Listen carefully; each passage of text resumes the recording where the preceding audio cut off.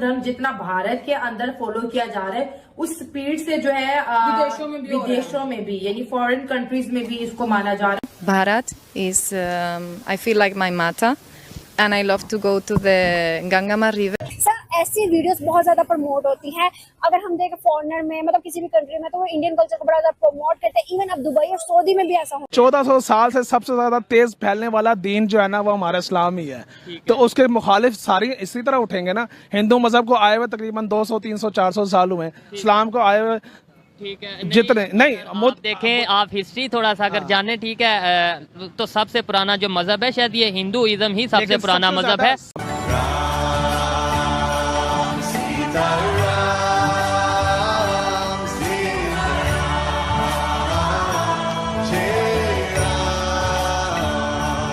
India का culture आपको कैसा लगता है? इंडिया का कल्चर अगर मैं सच बोलूं तो काफ़ी चीज़ें इंडिया से ही हमने अडॉप्ट की हुई हैं। हमें ये चाहिए कि लोग हमारे पाकिस्तानियों को कॉपी करें बजाय इसके कि हम लोगों को कॉपी करें। अगर मैं आपसे ये पूछ लूं कि आपकी 4 पुश्तों पहले क्या थे आप लोग?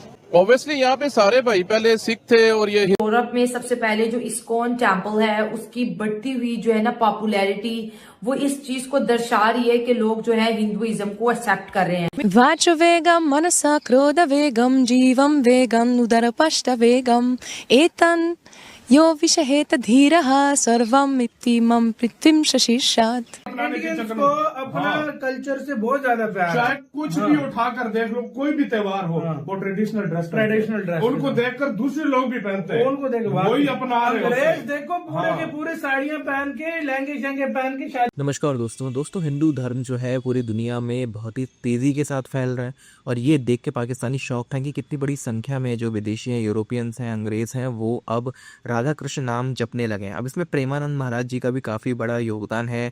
अभी भी हम देख रहे हैं कि बहुत सारे जो हैं विदेशी वो उनसे मिलने आते हैं उनके आश्रम में और पूरी दुनिया में उनका नाम फैल रहा है। और इसी के साथ ही साथ अब बड़ी संख्या में यूरोप में जो अंग्रेज़ हैं वो राधा कृष्ण नाम का जाप शुरू कर चुके हैं। तो हिंदू धर्म किस तरह से फैल रहा है ये देख के पाकिस्तानी पूरी तरह से शॉक्ड हो चुके हैं। उनको लगता है कि आखिर ये कैसे हो रहा है, ये कैसे संभव है, क्योंकि इनके कल्चर को और इनके जो रीति रिवाज उन्हें कोई पूछता नहीं है। और सच ये है कि पाकिस्तान का कोई कल्चर नहीं है, कोई रीति रिवाज नहीं है, जो भी है तो इंडिया है या फिर ये अब अपने आप को अरबों के साथ जोड़ते हैं ज़बरदस्ती, जिन्हें कोई पूछता नहीं है।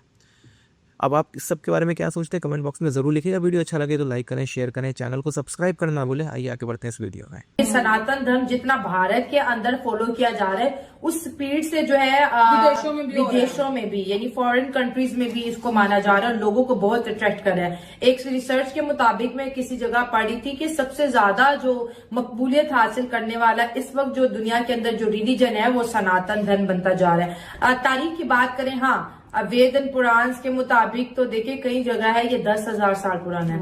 इस्लाम देख ले तो 1400 साल पुराना है, लेकिन कहीं जगह पर लिखा हुआ है कि इसकी तारीख 1,00,000 साल पुरानी है।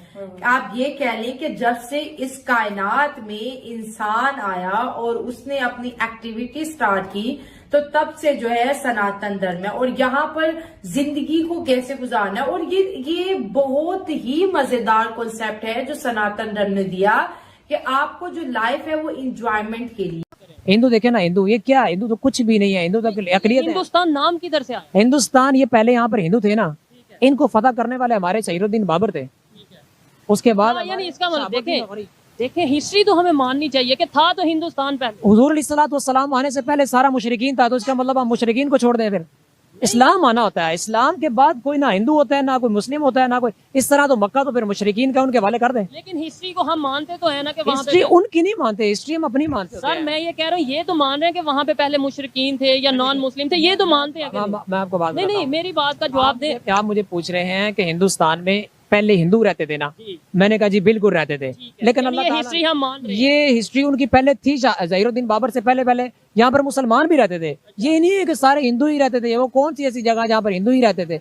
सारे हिंदू नहीं, थोड़े से मुसलमान भी रहते थे, लेकिन वहाँ पर इस्लाम लाने की जरूरत थी। अगर अब मैं आपको एक बात बताऊँ, हुजूर अलैहिस्सलातु वस्सलाम अगर मदीना में थे, ये अरब जो था, अरब से बाहर निकले तो रूम ये सब कौन थे? ये यहूद नसारा ही थे ना। अगर इन तक हमारी बात ना पहुंचाई जाती तो ये तो हिंदू यहूद नसारा ही रहते। अब यहाँ पर हमने कलमा पहुंचा दिया, ला इलाहा इल्लल्लाह मुहम्मद रसूलुल्लाह, मुसलमानों का। अब ये सारा जहाँ पर एक दफ़ा मुसलमान चला गया ना, वो मुल्क मुसलमानों का आ गया, हिंदुओं का खत्म हो गया। क्योंकि मैंने आपको पहले बताया है कि अल्लाह ताला ने ये खुद फरमाया कि ये ज़मीन मेरी है और ये ज़मीन मेरी है और मैं कलमा पढ़ने वालों के नाम कर चुका हूँ। क्या नाम है आपका?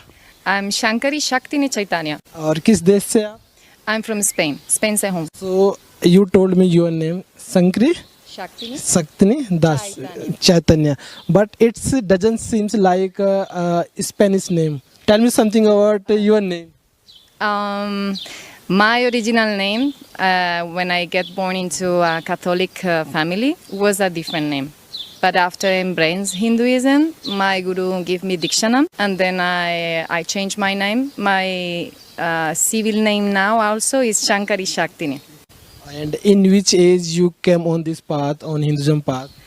I was 18 years old. You were just 18 years old? Yeah. So 18 years old girl came India and she became like a sadhvi. She living a spiritual journey. It seems very strange. So tell me something about this journey. That how did you know about India, Indian culture, Sanatan Dharma, and how you motivate to come on this path? I think it's. I didn't know anything about India, and I didn't know anything about yoga, Sanatana Dharma at this time.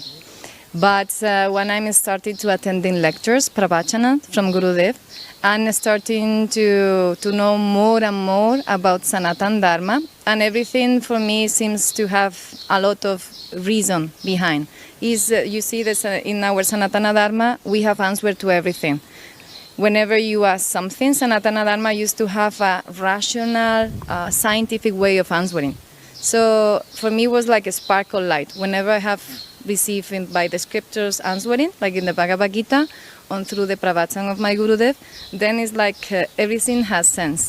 It's not just a matter of just belief. It gives me sense of what I'm learning. Controlling your senses, controlling the tongue, the belly, and the genitals. And my name is Chitralekha Dasi. I'm from Holland. Do you read Bhagavad Gita? Yes, I studied Gita. Do you remember any slok of Gita? Ha!